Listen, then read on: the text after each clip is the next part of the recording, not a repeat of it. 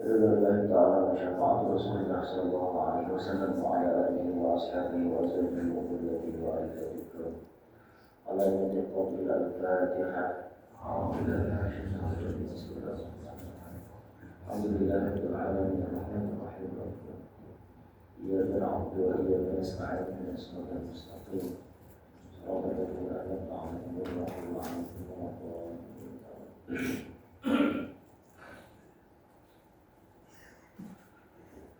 Bismillahirrahmanirrahim. Bapak Ibu yang dirahmati Allah Subhanahu wa taala, syukur alhamdulillah.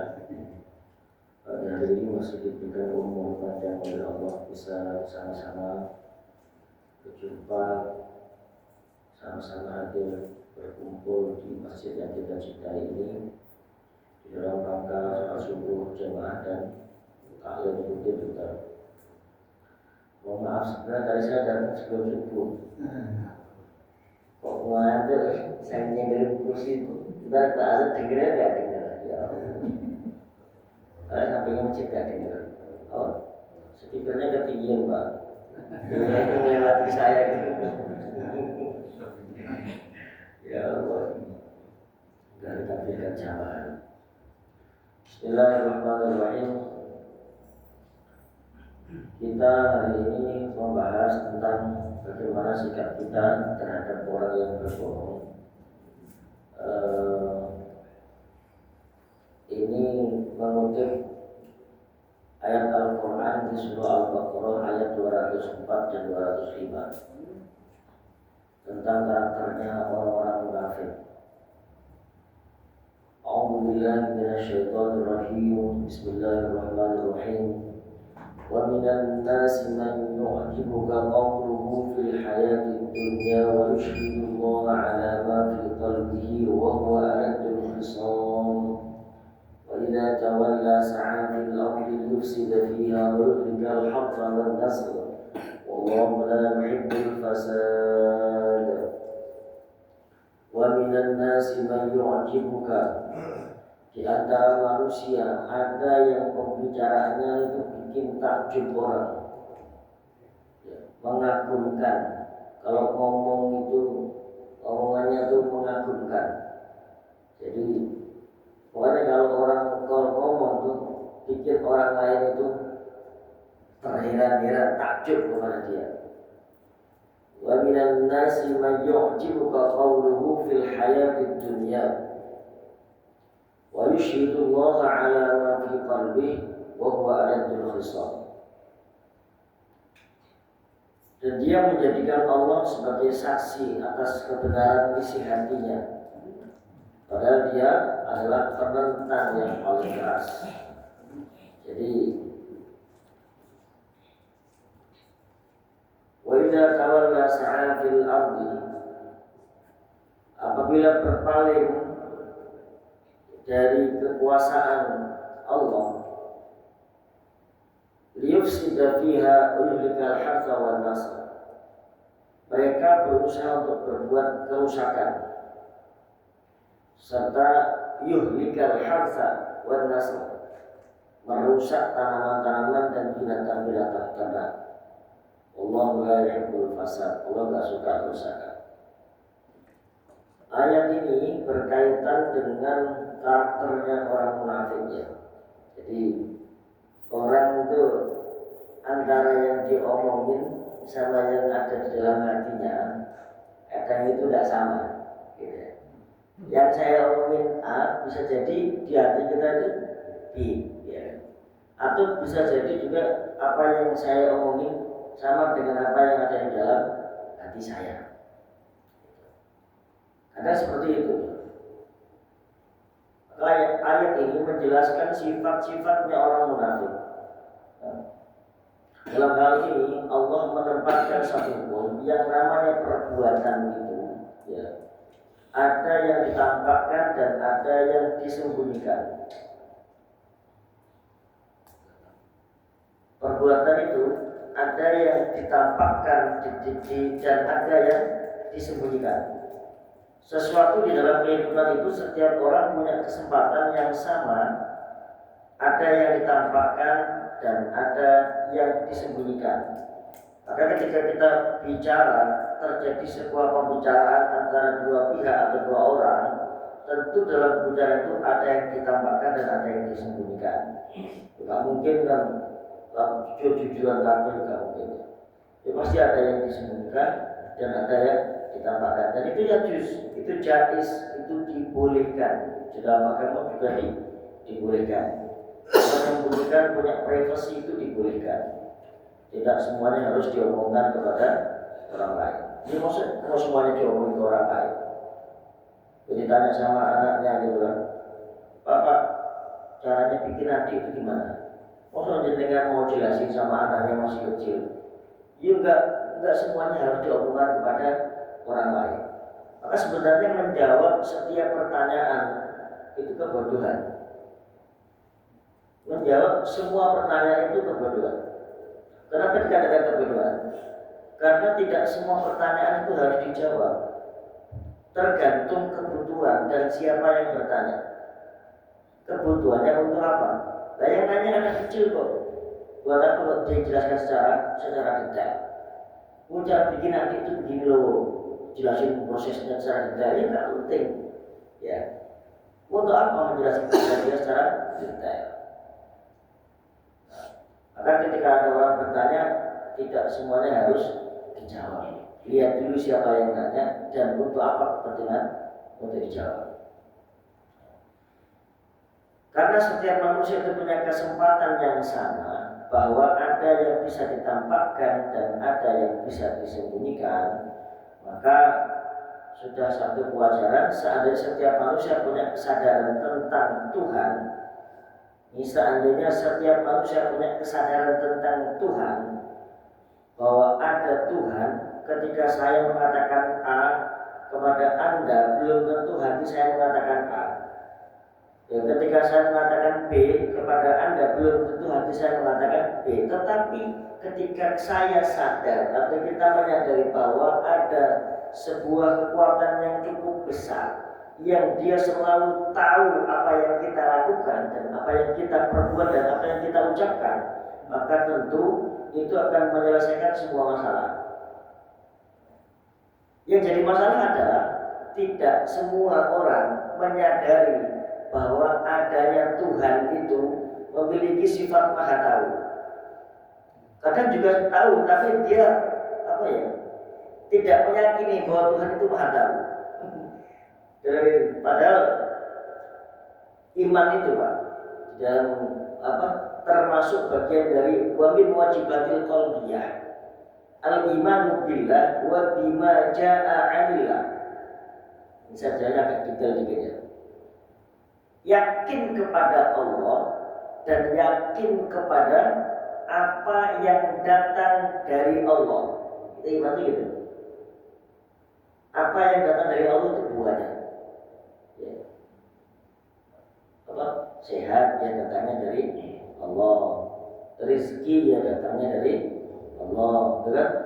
Al-imanu billah wa bima jaa 'anillah. Ada orang yang yakin kepada Allah tapi nggak yakin kalau rezeki itu yang datangin Allah. Ada orang yang mengaku iman kepada Allah tapi nggak yakin kalau yang ngatur nasib itu Allah. Ya, yang pada akhirnya semuanya ingin jadi Allah.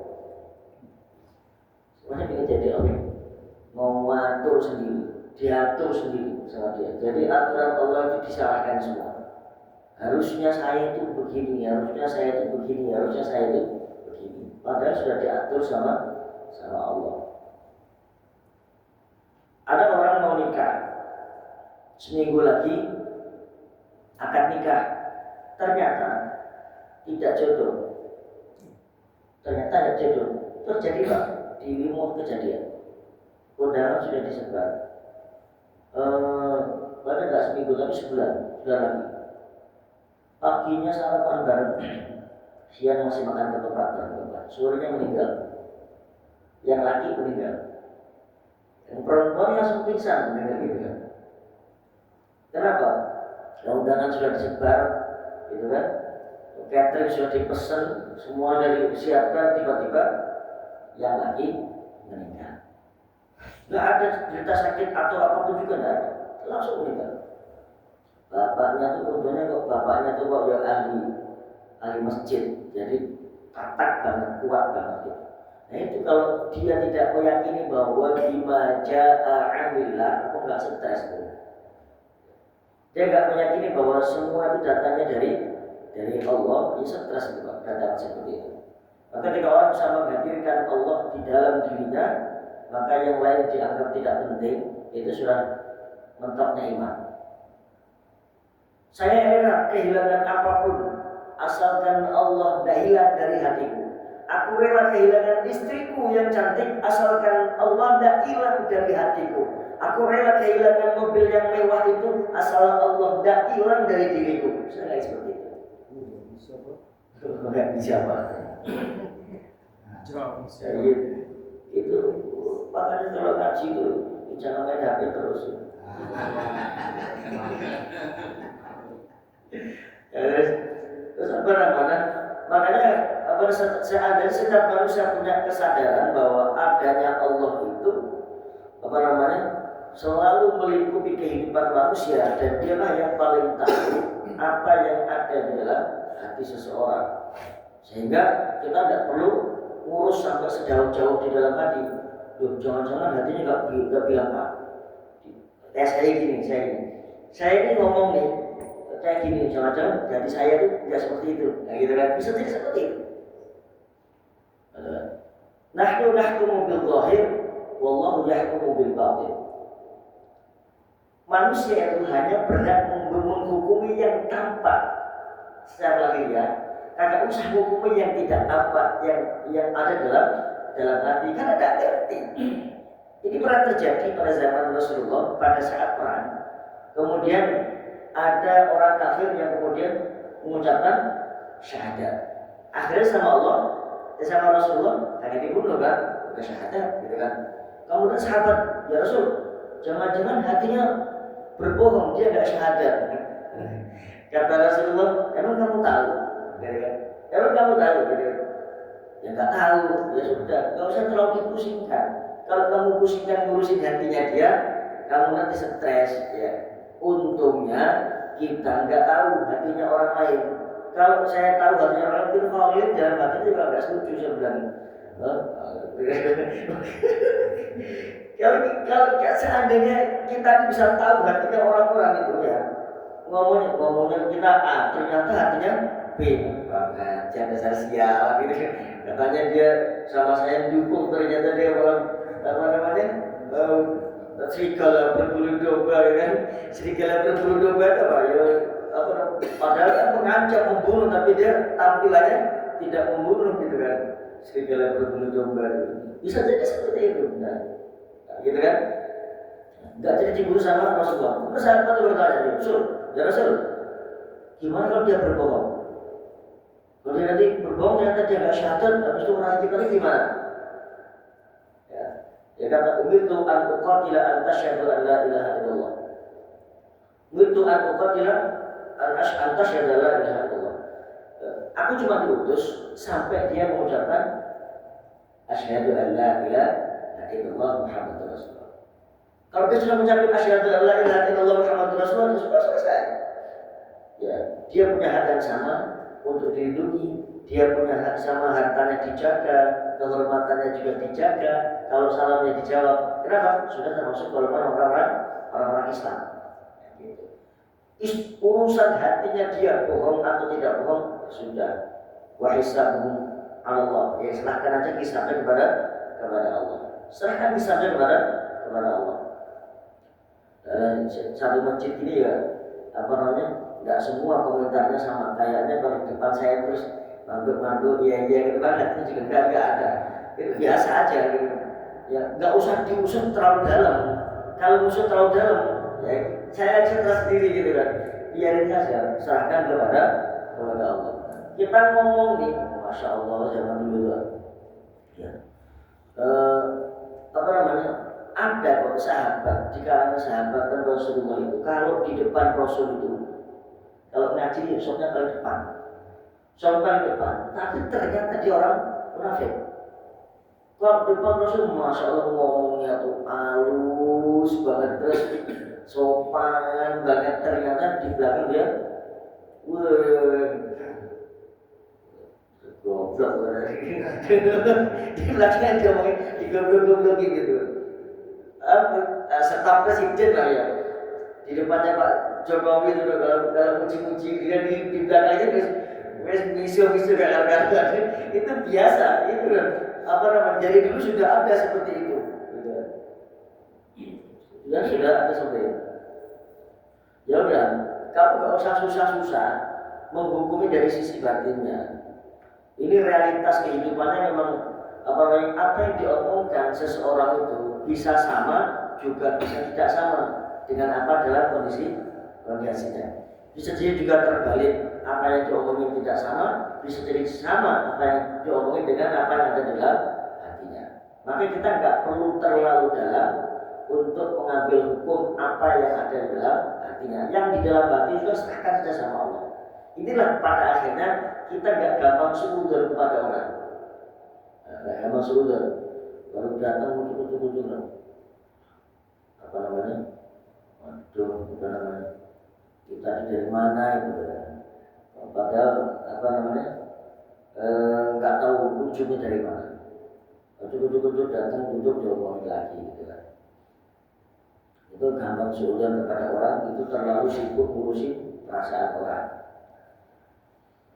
Nah, orang-orang munafik itu tidak sinkron antara yang diomongkan dengan apa yang ada dalam hatinya, itu tidak sinkron,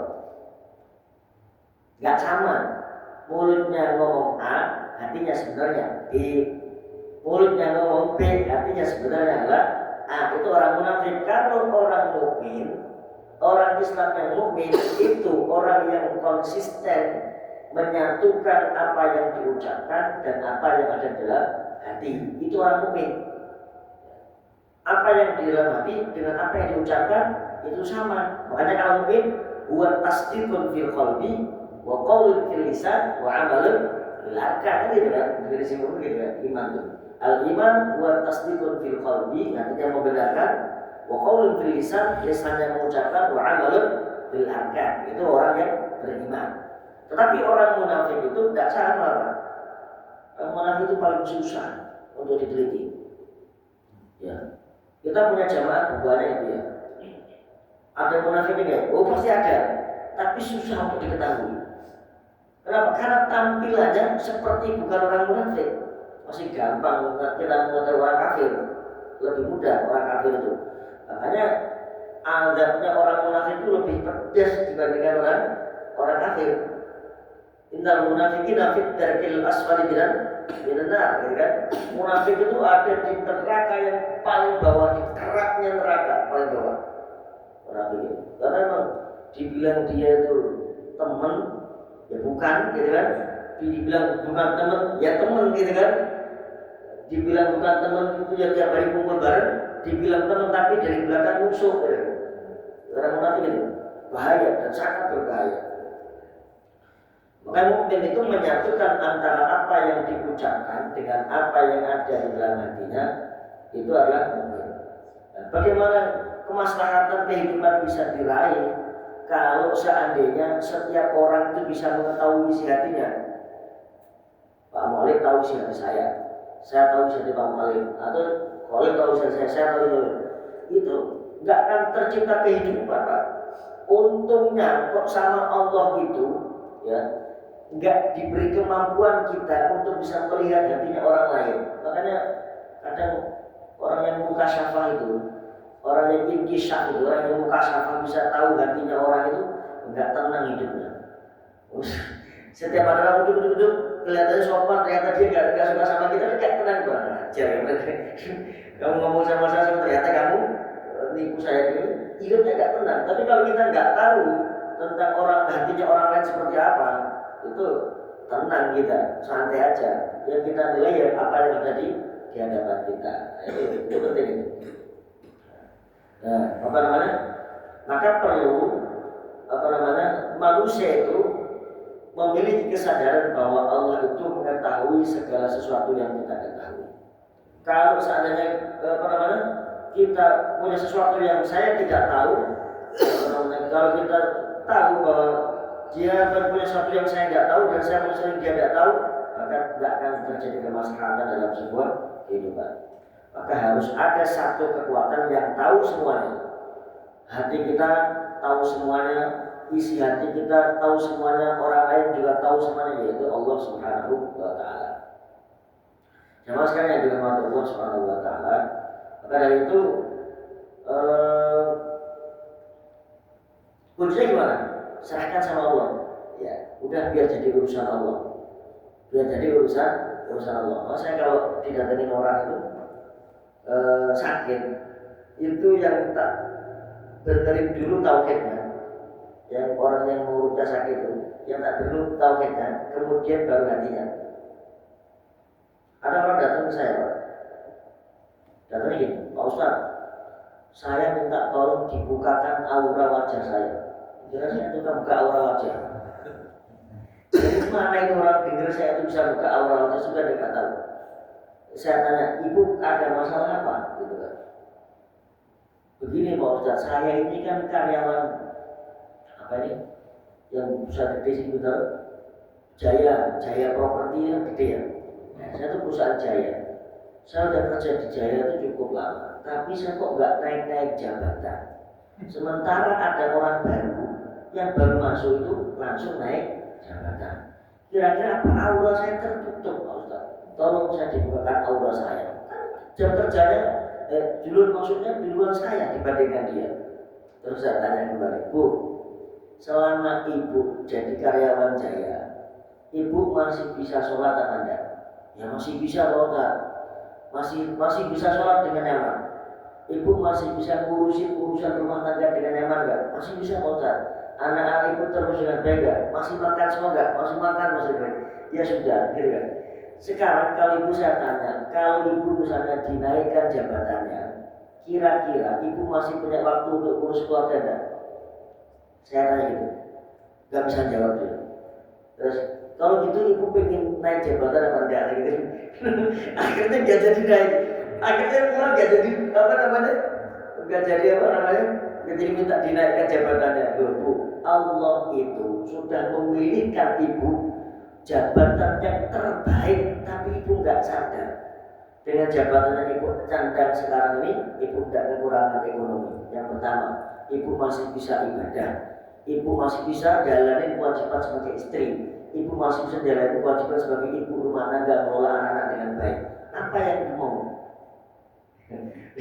Akhirnya ya sudah, saya pulang dia kan.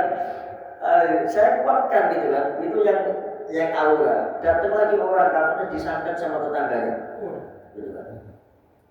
Tetangganya lebih baik, Pak. Setiap hari juga ngaji di rumah, ikut sholawatan, ikut zikir. Kok bisa dituduh nyantet? Gitu kan. Akhirnya saya tanya sama dia, Mas, kalau seandainya Allah mengizinkan sampean itu selamat, ada yang bisa ngalangin enggak? Gitu. Ya tidak ada. Gitu. Saya mau coba tanya tauhidnya. Seandainya kalau Allah izinkan kamu sakit, ada yang bisa ngalangin enggak? Ya tidak ada. Ya sudah. Sakit itu memang dari Allah. Wa bima jaa 'anillah. Mintalah obatnya ke Allah, enggak usah untuk orang lain, gitu kan. Katanya dukun sana gini-gini lah, kamu percaya dukun aja enggak sekolah baru. Terus anehnya ya, dukun itu lebih dipercaya dibandingkan orang yang sekolah. Aneh banget itu. Ya itu termasuk saya pernah kejebak. Dulu masih jahiliyahnya. Saya pertama kali di Jakarta itu istri saya sakit, Pak. Sakit itu hampir 2 tahun pendarahan nggak berhenti. Itu salahnya saya. Itu kok nggak ke dokter gitu kan. Ada omongan teman saya, bawa ke sana aja itu, katanya sangat hebat bisa membantu. Saya juga nurut aja teman saya itu. Mau katanya kiai gitu kan. Lah saya bawa ke sana, istrinya dikumpulin pakai itu, ditutup pakai kain moli. Terus dipegang perutnya ini, diperjam kesakitan kan. Entah diapain saya nggak tahu. Saya jawabannya gitu. Terus ini nggak kuat, Pak. Mas ini nggak kuat kalau saya ambil langsung. Ini perlu bantuan. Bantuannya apa, Pak? syaratnya harus beli minyak. Minyaknya apa? Minyak wangi. Minyak wanginya di mana belinya kata Iwan? Minyak wanginya ini nggak bisa beli sendiri, saya belikan satu tetes, punya 6 tetes, satu tetesnya 1 juta, mudah ya. Terus saya mana awal-awal di Jakarta kan, nggak punya duit, nggak punya kerjaan apa ya. Uang yang sudah tak siapin buat tak kasih dia itu nggak jadi tak kasih Pak.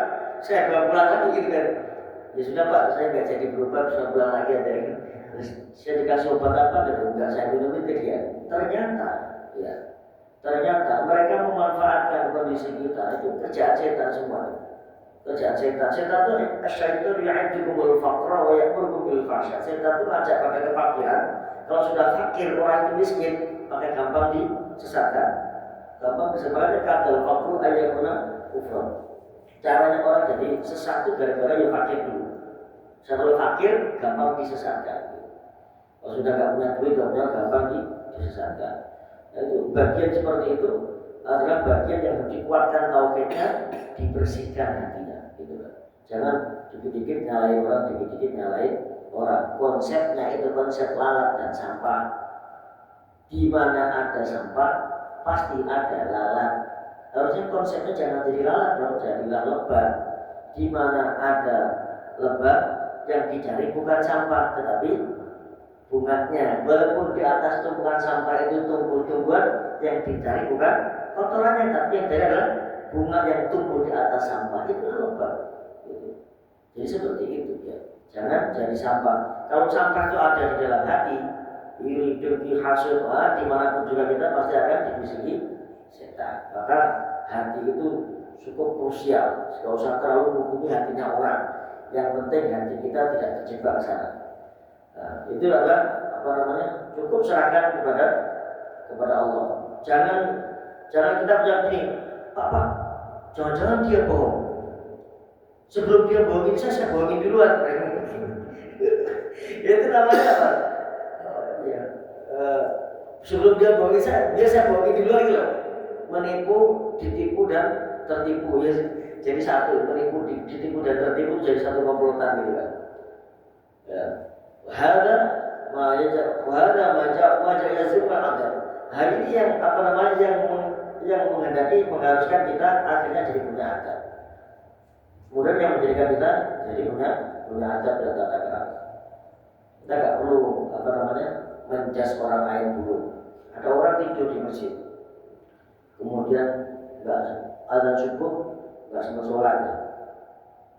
Ada orang sopir belum mampir gitu. Kok nggak sholat ketiduran terus? Jangan langsung dijas. Kamu tuh ahli neraka gitu. Kamu tuh ahli neraka. Kayak kamu tuh ahli surga sendiri aja. Dia tuh mungkin yang masih itu jam 3:30 atau kayak saya tadi tuh. Saya tadi tuh saya masih jam berapa ya? Yang jelas ini belum ada taklim loh terus. Kok saya ngantuk banget ya, saya ngeliat sebentar gitu. Ini bablas ini seperti itu kejadiannya. Dan yang nyuruh tidur ya bukan saya, ya Gusti Allah yang tidur saya. Ya berarti saya suruh banyak istighfar gitu kan. Harusnya saya nggak perlu tidur dan langsung turun ke masjid gitu kan, nggak tidur. Tapi ternyata kalah sama ngantuknya. Ya sudah, ya diterima saja, nggak berapa saya masuk dulu gitu. Suruh banyak istighfar gitu kan. Astagfirullahaladzim, kaget kali. Pak, kajian loh. Ternyata sudah selesai. Nah kalau memang kita tidak tahu dengan apa yang ada di bumi, ya, jangan sampai kita tidak tahu dibikin buta juga dengan ketentuan langit, gitu ya. Kalau memang kita tidak tahu buta dengan apa yang ada di bumi, jangan sampai lantak fisama, jangan sampai kita buta dengan ketentuan langit, gitu kan. Ya. Di sini keimanan kita harus diperkuat bahwa Allah lah yang maha mengetahui semua yang gaib. Makanya alimul ghaibi wasyahadah huwa ar-rahmanur rahim. Dia adalah ar-rahman ar-rahim. Dialah yang paling mengetahui yang gaib. Ya. Paling mengetahui yang gaib. Manusia itu tidak ada yang tahu yang gaib. Nabi Muhammad tidak tahu. Nabi Muhammad itu bisa tahu yang gaib karena dibuka sama Allah tabirnya inkisyaf. Dikasih tahu sama Allah. Pernah terjadi pada saat Nabi Muhammad itu diprotes oleh apa diingatkan sama Allah ketika ada perang, kemudian orang munafik itu, sekelompok orang munafik itu maju ke hadapan Rasulullah, kemudian mengajukan satu alasan untuk ikut perang. Rasul tidak tahu itu dia orang munafik. Sampai akhirnya Rasul mengizinkan dia untuk tidak perang. Ya. Sampai diizinkan sama Rasul tidak perang. Ya seperti itu. Apa namanya? Rasul tidak tahu. Akhirnya ditegur sama Allah. Ya. Rasul tidak tahu. Ini jadi sebab turunnya ayat afallahu anka lima adzinta lahum hatta yatabayyana lakal ladzina sadaqu wa ta'lamu al-kadhibin. Itu jadi satu sebab turunnya ayat ini. Afallahu anka. Allah memaafkan kamu ya Rasulullah. Kenapa kamu izinkan dia berperang? Dia itu orang munafik. Dia itu orang. Kenapa kamu izinkan tapi Allah maafkan kamu? Allah maafkan kamu dari Muhammad. Kamu nggak tahu kalau dia orang munafik. Maka kalau begitu Allah mengetahui yang gaib itu yang kita syukuri. Karena dengan begitu Allah bisa menjaga segala sesuatu yang ada di dalam hati kita. Untungnya Allah itu selalu menutup apa yang ada dalam hati kita. Ditutupnya hati kita dari diketahui orang lain dan orang lain ditutup dari kita mengetahuinya, isi hatinya itu adalah nikmat yang besar. Nikmat yang besar yang perlu kita syukuri. Jadi kita tidak tahu isi hati orang itu nikmat yang besar. Tidak perlu cari-cari isi hatinya orang. Semalaman nggak bisa tidur gara-gara mikirin isi hatinya orang.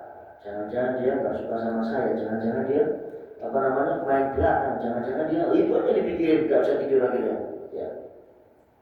Nah kita nggak tahu isi hati orang lain itu udah nikmat yang luar biasa. Nikmatnya nggak ternilai. Akhirnya kita bisa tidur, bisa tenang, nggak mikirin buruk sangka kepada orang lain. Kalau sekiranya